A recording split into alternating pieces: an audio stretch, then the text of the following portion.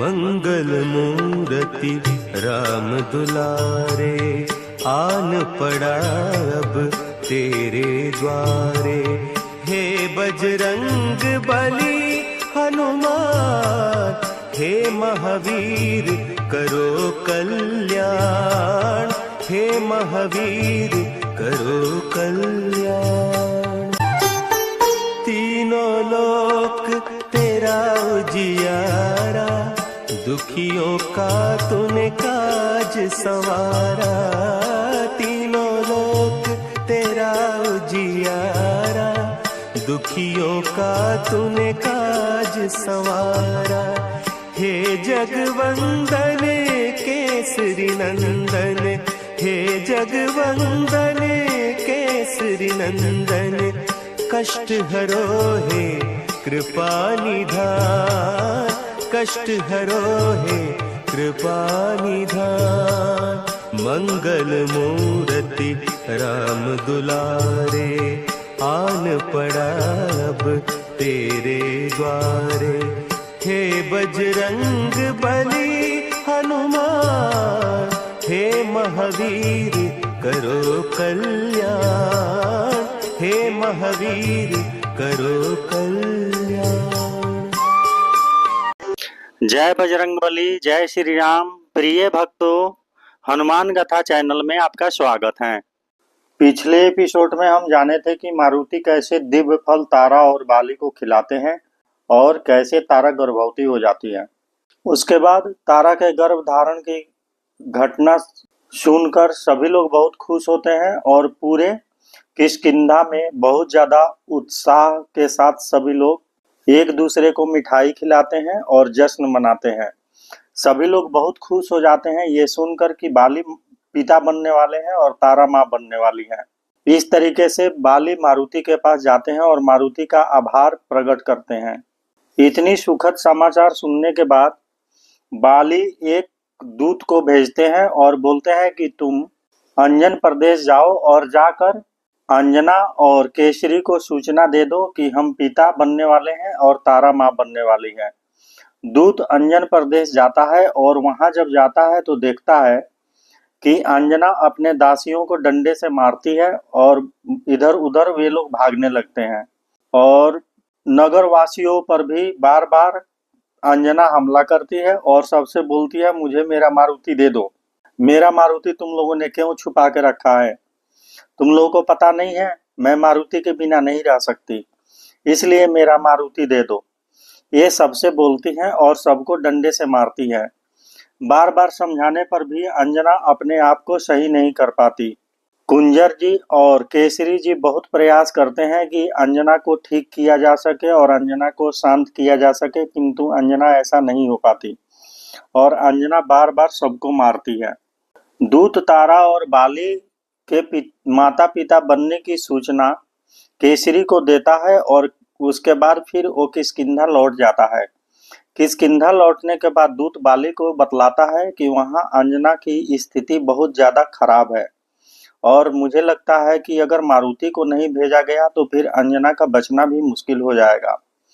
फिर वहीं पे जामंत जी कहते हैं ये दूत बिल्कुल सही कह रहा है और मैं भी बाली से कहने वाला था कि मारुति को अंजन प्रदेश भेज देना चाहिए, नहीं तो अंजना का बचना मुश्किल हो जाएगा। फिर स्थिति की गंभीरता को समझते हुए बाली जामंत जी के साथ मारुति को अंजन प्रदेश भेज देते हैं। मारुति जैसे ही अंजन प्रदेश में प्रवेश करते हैं वहां के सभी निवासी मारुति का बहुत ज्यादा धन्यवाद करते हैं और मारुति का स्वागत करते हैं। वहां के जितने भी राज्य के बानर और मनुष्य थे वो सभी मारुति का बहुत ज्यादा स्वागत करते हैं। इस तरह मारुति राजमहल में पहुंच जाते हैं, किंतु जब मारुति राजमहल में जाते हैं और अंजना मारुति को देखती है तो अंजना मारुति से बोलती है देखो तुम मारुति के दोस्त हो ना और तुम मेरे पास आए हो ना, मारुति से बोल दो वो मुझसे नाराज ना रहे, मुझसे ना रूठे और मुझसे दूर ना रहे और तुम मारुति को मेरे पास लेकर आओ। फिर मारुति बोलते हैं नहीं मैं ही मारुति हूँ। फिर अंजना बोलती है नहीं तुम मेरे मारुति नहीं हो, तुम तो मारुति के दोस्त हो। इस तरह वो मारुति को भी नहीं पहचान पाती और बार बार मारुति से यही बोलने लगती है कि तुम मारुति के दोस्त हो और तुम्हें पता है कि मेरा मारुति कहाँ है और मेरे मारुति को लेकर आओ। समस्या बहुत ज्यादा गंभीर देखकर किसी को समझ में नहीं आता कि अब क्या किया जाए। मारुति सोचते हैं अब इस समय तो माँ को ठीक करना बहुत ही मुश्किल लग रहा है और मुझे लग रहा है कि माँ को ठीक करने के लिए मुझे दिव्य शक्ति का ही प्रयोग करना पड़ेगा।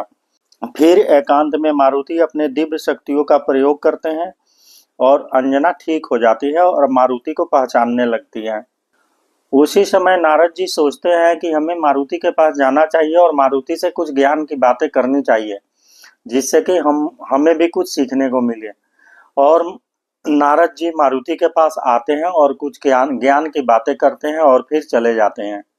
इधर जामवंत जी बहुत लंबे समय से अंजन प्रदेश में रह रहे होते हैं, किंतु जामवंत जी अपने पत्नी के बारे में किसी को नहीं बतलाते और अगर कोई उनके पत्नी के बारे में थोड़ा बातें करना भी चाहता तो उसे टाल देते और नहीं बतलाते।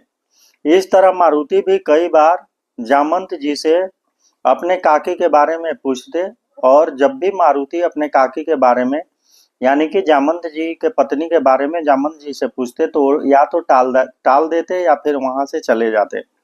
इधर अंजना जब ठीक हो जाती हैं तो मिठाइयाँ बनाती हैं और मिठाई बना करके पूरे राज्य में मिठाई बांटी जाती है। मारुति सोचते हैं कि आखिर काका से जब भी काकी के बारे में पूछा जाता है तो कुछ बतलाते क्यों नहीं है। फिर मारुति जाकर के एक बार फिर काका से काकी के बारे में कुछ पूछते हैं और जामवंत जी नाराज हो जाते हैं और वहां से हट जाते हैं। फिर मारुति समझ जाते हैं कि जरूर गंभीर कोई बात है, इसीलिए काका काकी के बारे में बात करना पसंद नहीं करते। फिर सभी लोग चुप हो जाते हैं और कोई भी उनसे उनके पत्नी के बारे में नहीं पूछता। अंजना के ठीक होने और मारुति के वापस आने से केसरी जी एक यज्ञ का अनुष्ठान करते हैं और यज्ञ की तैयारी शुरू हो जाती है। यज्ञ की तैयारी जब शुरू की जाती है तो उसमें 7 नदियों का जल लाना होता है। यज्ञ करने में ज्यादा दिन शेष नहीं रहता और इतना जल्दी 7 नदियों का जल कौन लाएगा, ये सोच विचार सभी लोग बैठकर करने लगते हैं। फिर किसी को समझ में नहीं आता कि किसे भेजा जाए जो इतना जल्दी कुछ ही दिनों में 7 नदियों का जल लेकर आ जाए। फिर मारुति बोलते हैं यदि आपका आदेश हो तो मैं जाऊं 7 नदियों का जल लाने। फिर अंजना और केसरी जी बोलते हैं नहीं, तुम्हें कहीं नहीं जाने देंगे। किंतु थोड़ी देर बाद कुंजर जी और जामवंत जी बोलते हैं कि लेकिन हमारे पास और कोई विकल्प नहीं है, क्योंकि हम सब बानर तो उड़ना जानते नहीं है, मारुति ही सिर्फ उड़ना जानता है और यदि इस कार्य को हम मारुति को सौंप दें तो मारुति जल्द ही 7 नदियों का जल लेकर आ जाएगा। फिर केसरी जी मारुति को 7 नदियों का जल लाने का आज्ञा दे देते हैं और शीघ्र वापस आने का भी आदेश देते हैं। किंतु मारुति वहां से निकलते हैं और ऋक्ष प्रदेश के लिए निकल जाते हैं जामवंत जी की पत्नी मधुवंती के बारे में जानकारी लेने के लिए।